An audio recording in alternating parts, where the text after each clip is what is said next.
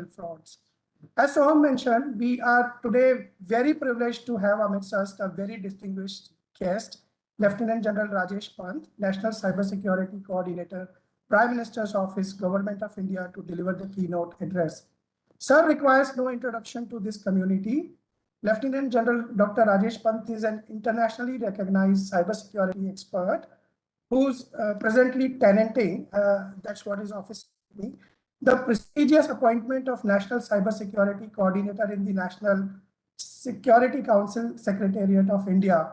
In this capacity, he is responsible for coordinating all activities across multiple sectors to ensure a secure and resilient cyberspace within the nation. Sir holds a PhD degree for his research in the field of information security matrices. He's also MTech from IIT Kharagpur, MPhil from Madras University, and Masters of Management Studies from Osmania University.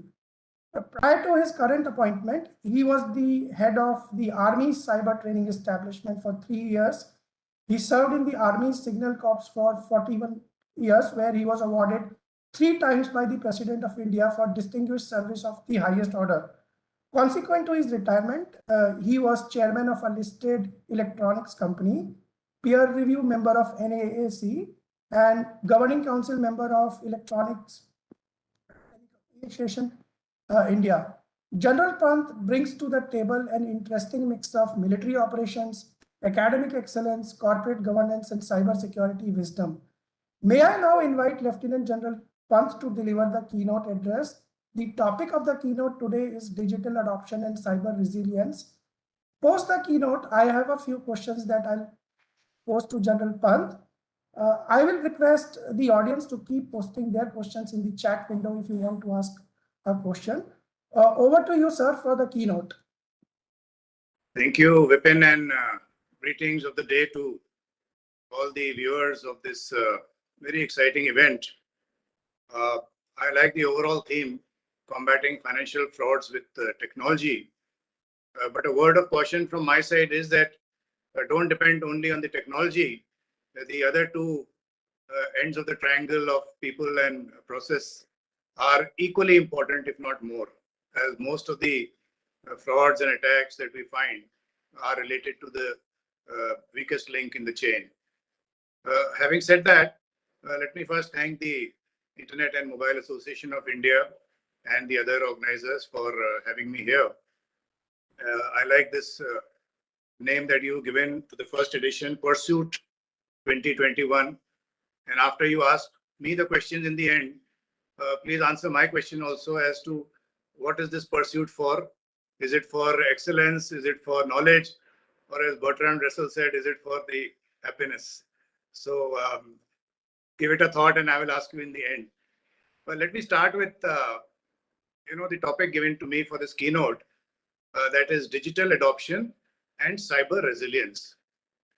I think these two aspects are opposite sides of the same coin. You can't have one without the other. If you have to adopt the digitalization, then you have to ensure that you work in a safe and secure cyberspace environment. In fact, today, digital adoption, let me tell you, is a mild word. What the pandemic has done to us is actually what is referred to as the DX or the digital transformation, where something that was expected to happen after 5-6 years happened in a matter of weeks or months. And we all saw the effects of that at the moment the lockdown was announced by our Prime Minister around 25th of March last year. Everyone went into the work from home environment and everything became tele. The word tele means from a distance. So whether it was telehealth, whether it was tele-education, whether it was tele-business for that matter, remote working, everything depended on the online. And this is what is called as the digital transformation that took place, that suddenly, your endpoints became important. And from the cybersecurity point of view, the architecture flipped on its head, because the concept of having a fort and a moat, that is, you have a enterprise behind a very secure firewall and the IPS, IDS, behavioral analytics, and then you have a nice seam and a SOAR to check the logs and manage your network. That now had to cater for all the distributed workforce that was working from their homes or anywhere for that matter. So this is the first impact that took place that because of the digital adoption or the digital transformation, whatever you want to call it, this work from home led to a very different cybersecurity architecture. And we'll speak of this in a moment as to what all it led to. But before that, it also led to a surge in cybercrime. And since the audience is more of the from the financial sector, I'm told all of you are aware that the World Economic Forum declared that cybercrime is the largest man-made threat to the economy ever, in fact. And as per some estimates, the total global loss due to cybercrime last year was 6 trillion US dollars. 6 trillion. And if last year was the year of a perfect storm, as they say in cybercrime, the way 2021 has started, I would call it the year of ransomware. Because if you see the major attacks that have taken place this year, in the US, you can take, for example, the way it started off with the SolarWinds, and then your recent JBS Foods, then the Colonial Pipeline. Colonial Pipeline paid $4 million as ransom. The JBS Food has paid $11.5 million as ransom. And now the recent Kaseya attack has crippled almost 1,000 companies. So the scale is becoming larger and larger. And this year, we are only halfway through this year, and already $1 trillion has been paid as ransom. So the financial sector will have to be absolutely up to its toes and ensure that all the efforts required for cyber resilience are put into place, or your mitigation techniques and your recovery techniques, etc. So what are some of these measures? Well, the first one is called the ZTA, or the Zero Trust Architecture. So there are a lot of articles written on this. You can surf the net, what it means as to how identity and access management has suddenly become very important. That is, are you the person whom you claim to be? So how do I confirm your identity? Do I do it via biometrics or via some other two-factor authentication, etc.? Then your location becomes important. The device that you're using becomes important. And of course, the application that you're using becomes important. So in the Zero Trust architecture, the endpoint becomes very important. And after that, your entire network, starting from your home access point to the service provider's network, also becomes very important. Whether it is the VPN you're using or the cloud services that you're using, especially since, as I said, I'm talking to the financial sector, and most of you are dependent on the cloud services, whether it is your own enterprise, within the bank, you have your own data centers, etc. But in terms of ransomware, now you have to be very careful. So what are some of the best practices in cloud security? Firstly, that your virtual machines that you utilize for compute, as well as the memory that you have taken in that data center for your application, that should be distributed into network segments. So segmentation is a very important aspect, and that is a counter to the ransomware also. So that at least if there is a ransomware attack, then only a portion of the data gets encrypted, and at least the rest of it can be safe. Then all the outbound traffic from the virtual machines has to be monitored and has to be whitelisted and restricted. There are a lot of these security features that are to be done in the cloud aspect. All the administrative connections are through the respective network segment. There's this Bastion server. Some of you in the business may be knowing it. And then the user levels and the access policies have to be very clearly defined. Two-factor authentication, I told you, is a must now for the identity and access management. And then, of course, the old practice of a strong password policy. You mix up the small letters with the capitals and the special characters, minimum 8s, and with the numerals, etc. That's very important, and you must force. These are some of the aspects. Then, of course, the data sanitization has to be done, as well as there is this open web application security project. They have some good guidelines for how your application has to be protected. And then finally, of course, the cybersecurity audit has to be done very seriously. You just don't do it perfunctorily by clicking the minimum number of boxes. In fact, if you go to the CERT in portal, you will find that recently we have also created the minimum baselines for conducting a cyber audit, which is very important and which must be done periodically and with all seriousness. And then, of course, the logging is very important, because I have seen people spending crores of rupees in installing a firewall, but their server configuration is so poor that it doesn't make a difference. And if you have organized security information and event management, a SIEM as it is called, then somebody has to be seeing the logs. That log monitoring is very important, and what logs you see and for how long you keep, all those aspects are very important. So the cybersecurity today, in fact, yesterday I was reading an article. It's from the UK's National Cybersecurity Center on what is the responsibility of board members for cybersecurity. And you can go to the UK NCSC's website and see that it's a very interesting document as to what the board does and what the CISO does. I would highly recommend all of you to read that. So coming back to the measures that, especially in the financial sector, you have to take for digital adoption as well as the cyber resilience. The second aspect is that you have to be very careful about the supply chain attacks. Why I'm saying it is because this year there have been two major ones, starting off from the colonial pipelines, or rather the solar winds. The solar winds attack, as you know, Solar Winds is a company and they have a product called Orion, which is a network monitoring software, and they have 18,000 clients. So look at the selection of the application also that they have in the supply chain. Firstly, they infect the supply chain, and then that malware gets sent to 18,000 clients, and there it has got visibility of all the network components. So from that, it is in some sense a master stroke and a very intense and exercise which would definitely require a large infrastructure, which is why they're saying that it is most probably state backed, etc. But supply chain, earlier we used to talk of only the hardware, that you be careful from where the semiconductors have been designed and where the fab has taken place and where the ATMP, the packaging, etc. has been done. But now both the hardware as well as the software supply chain attacks are a very real and serious threat, and we have to be careful about that. So how do you keep your server updated, etc., and how do you ensure that the updates are sanitized? Then is the aspect of the data.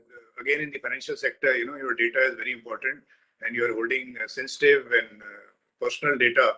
And all of you are aware of the Personal Data Protection Bill, which on Monday, when the Parliament session begins, monsoon session of the Parliament, I am hoping that it is introduced after the JPC has been discussing it for the last couple of months under Ms. Meenakshi Lekhi's chairmanship.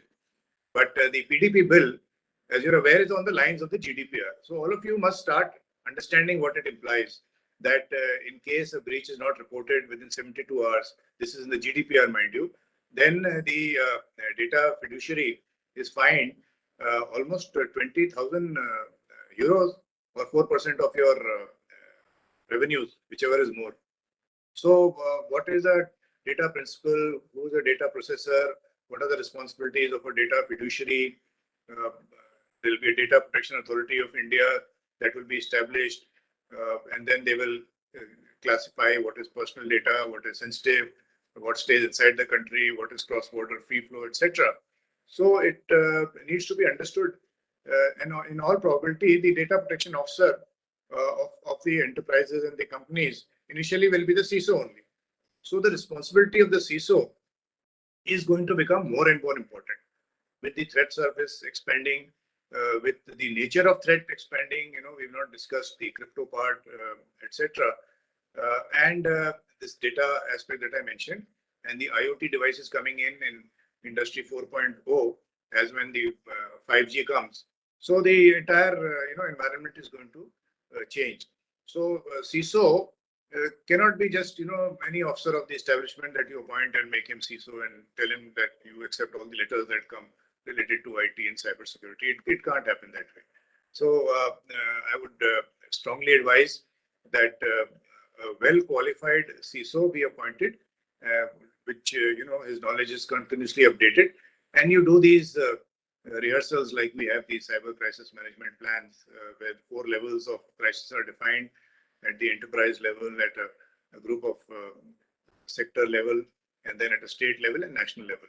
So some sort of these exercises will have to be done by everyone, because now cybersecurity is everyone's responsibility.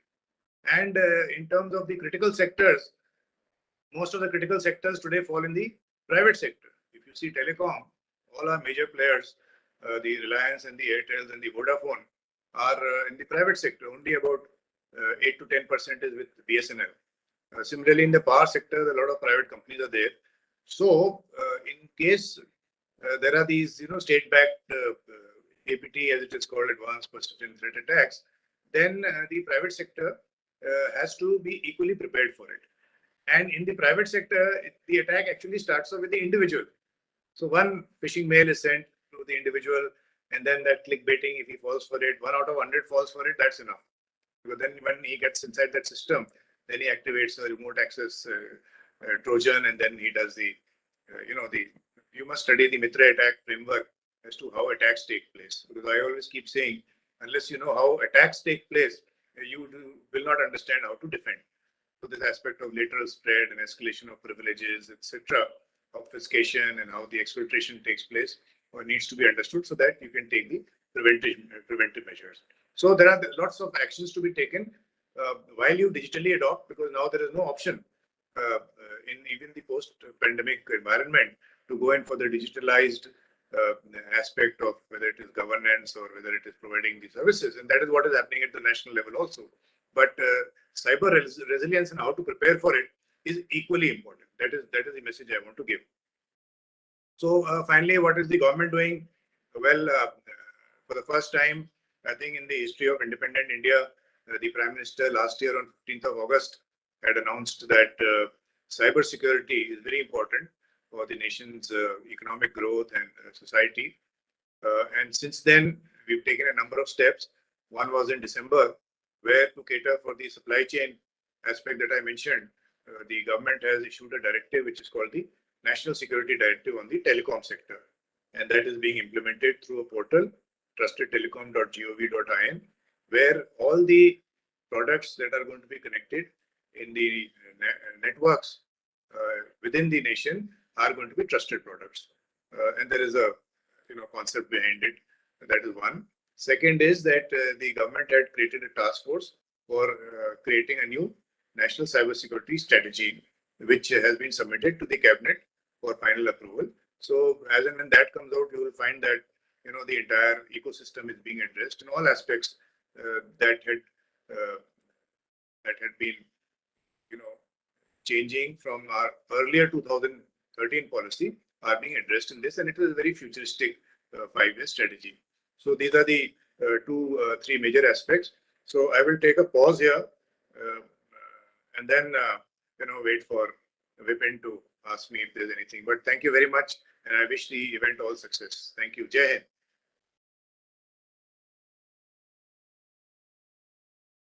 Thank you, sir. Thank you for that mini master class which you gave us on different aspects of cybersecurity. So, first question I had is around the recently published report. So, recently ITU, the Inter-Telecommunication Union, published the 4th edition of Global Cybersecurity Index. As per the report, we are happy to note that India has jumped from number 47 to number 10. Hearty congratulations to you and the team on behalf of all of us and the nation on this feat. And for our delegates, here is some context on what this index is. So the Global Cybersecurity Index is a trusted measure of the commitment made by each country to cybersecurity at a global level. And each country's level of development or engagement is assessed along 5 different pillars, which includes legal measures, technical measures, organizational measures, capacity development, cooperation, and then it's aggregated to an overall score. Sir, we are all very proud of this work that you and your team have continuously done to bring about this result. I'm sure this involved a lot of hard work since the last report and a vision of what you wanted to achieve. I would request you to share with our audience today the background and the various parts and processes in making this quantum jump. Thank you, Vipin, and I'm glad you asked me that question because it is a very positive development, in this gloomy pandemic scenario. And we were equally happy, just like you, when the final result came out. It is a result of last 1 year's effort, if I may say so, because this GCI, the Global Cyber Security Index, is an official index of the United Nations. And there is this establishment called the ITU, International Telecommunications Union, which sets all the standards, etc., for the telecom. So the GCI index is calculated under the ITU. So it's a very official index. It is not something coming out of a think tank, and maybe some of these indexes are biased depending upon which side of the geopolitics you are. So having said that, it has a set of questions. In fact, almost 150 questions were there, and divided in those 5 aspects that you mentioned. The legal aspects. In the legal aspects, they check that what are your cybersecurity legislations. So fortunately, we were one of the first few countries to come out with the IT Act and the 2008 amendment and the recent rules for the intermediaries, and then data protection regulations. We did get some points since we had said that our PDP draft has been put up in the parliament. So even that, for everything you get some points.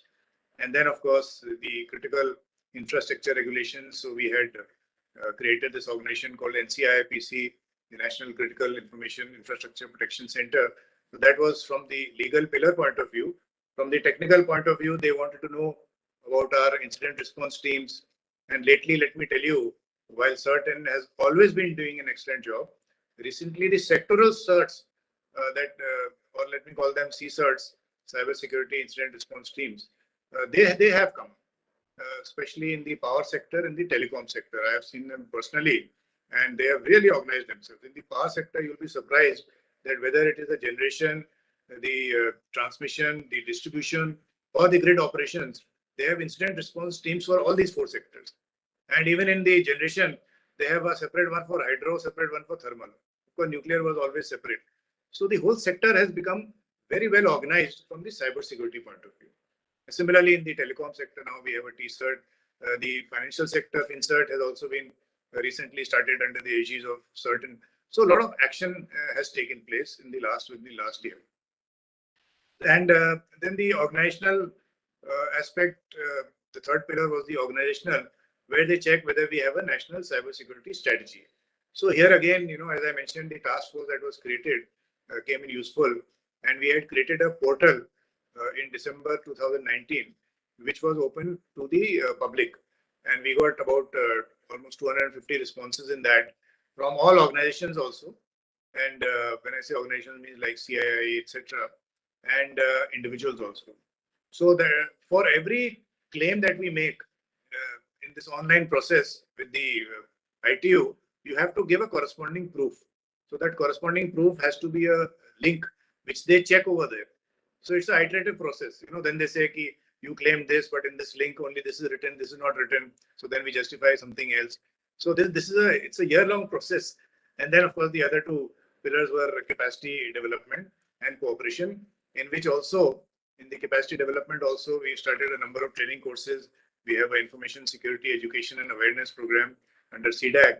And in the international cooperation, this time I myself has gone as an observer in the UN group of government experts, as well as we have contributed in both the open-ended working group as well as the Prague conference and the Paris Call of Trust, etc. So in every aspect that they wanted, we had something to show this time, and we took it seriously. So then finally, when the result came, we found ourselves in the top 10. out of 192 countries. Let me share with you. So it is a very satisfying feeling, and it's good you asked me that so that at least the audience is also aware. But one thing also it teaches us is where we are lacking. So because they have made a chart sort of a thing based on all the best practices which nations are following. So if we find a question that we are not sure of the answer or we've not gone into it, so it is a good guideline, if I may say so. So now wherever we were falling short for the next year, now we've already started filling up those voids. Like capacity development, we felt we need to do much more. As an example, I'm saying. So I think it's a good exercise. It's not only that it's like a exam, you get a result or something. It is actually towards creating a better cyber security ecosystem and a safe and secure environment in which digital adoption is being carried out. Thank you. Thank you, sir. And we hope from 10 we'll soon be able to drop 0 and move to number 1. And all the support that you require from all of us, that's always there. Sir, also would like to call out that collaboration is one of the key messages you highlighted, and want to acknowledge and let this audience know that certain recently participated in publication of a report titled Cyber Threat Signal, and which was co-authored by certain teams of Australia, India, Korea, and Sri Lanka, which again called out global trends on cybersecurity. That itself is a great achievement. And so you have been following a very consultative process. You have extensively consulted all key stakeholders while charting the national cybersecurity strategy. And this is one of the questions coming from the participants as well. So everybody is eagerly awaiting the strategy, including the financial services sector. And you spoke about it briefly. Can you give us a sneak peek on what to look forward in strategy, and how can the digital and financial services industry start preparing early on, doing its bit to secure the ecosystem? See, firstly, let me tell you that cybersecurity, I always keep saying it's an international sport, because cyberspace is a global common. It's like weather and environment. No one country can find solutions. And why I'm saying is because if you take your mind back to what happened in the Cosmos Bank case in Pune, within a matter of 2 hours, there were ATM withdrawals from 28 different countries. This is the Cosmos Bank case, and since you mentioned financial sector, I thought I'll give this example. So the criminals have collaborated amongst each other. Now we have to collaborate and find solutions. So this is happening at different levels. Something is happening at the United Nations level, where it has actually taken a very long time. It has taken more than 15 years to come out with 11 non-binding norms for responsible state behavior in the cyberspace. So again, since this UN group of government expert exercise, I was there and I saw that how different nations, try and fight for every word that is written in that, and there are a lot of discussions on that. So that is one at the UN level. It is going slowly, but it is going in the right direction. Then there are regional level, cooperations. We have now recently, you would have heard of the Quad getting together, and then of course there is the SCO, and there are other regional level. We have still not joined the Budapest Convention, which is a group of 62 countries, where again cybercrime is one of the aspects. And I feel that now the Interpol has to, have some sort of a cyber cooperation. And this is very serious because these cyber criminals, as I said, in every mafia gang around the world today, there is a cyber cell. And some action is taking place. You may have recently heard of an exercise called Operation Trojan Horse, where about 16 countries got together and almost 700 to 800 criminals were caught, where they had planted their own device and then they tracked them, etc. So internationally, things are happening, but a lot more needs to be done as far as the international collaboration is concerned. As far as the strategy is concerned, it is a whole of a nation approach that we are professing, as I said, that there is this concept called CBDR, common but differentiated responsibility. That means everyone has a responsibility. The The citizen has some responsibility. As I said, citizen is most important. The businesses have some responsibility. The academia has some responsibility. And of course, the government has some responsibilities towards protecting the national cyberspace. So now we are talking of a national cyberspace. We are associating an element of sovereignty in it. And we are saying that how do we create a safe, secure, resilient, trusted, vibrant cyberspace for our national prosperity. So this is the broad theme of the new strategy. It is like a guideline which addresses the entire ecosystem. So it will address, your aspect of cyber crime. It is addressing capacity building, audits, research and development. So all aspects will be addressed in this strategy. A number of deliverables are going to be there, and it is going to be in the public domain. So I am as eager as you are in the fact that it comes out at the earliest, and we are all awaiting for that. Thank you. Thank you, sir. Before I summarize this session, one last question I had for you is what keeps the National Cybersecurity Coordinator awake at night? Well, cyberspace, there is a quotation that cybersecurity is a marathon without a finish line.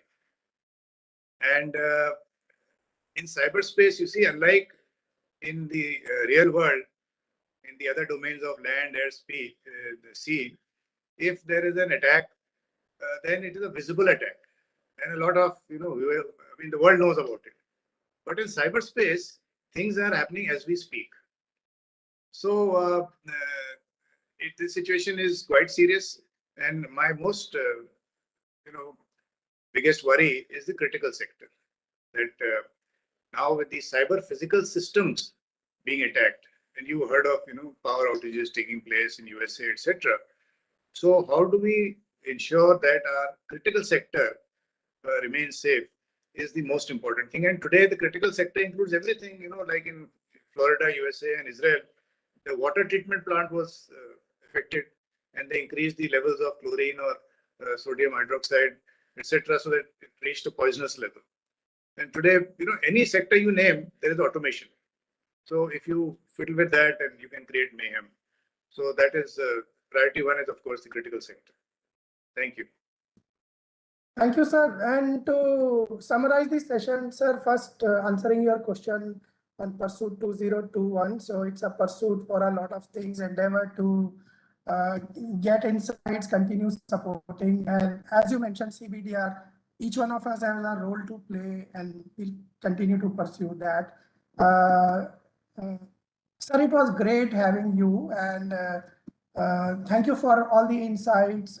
And as we have transitioned from a port and mode model to a tele structure, happy to know that there is a great work which is happening in terms of the new strategy coming out, cooperations which is taking place, the role cyber security audit has to play. It's just not a tick in the box, and responsibility of the board and things that the CISO is going to do in the coming environment.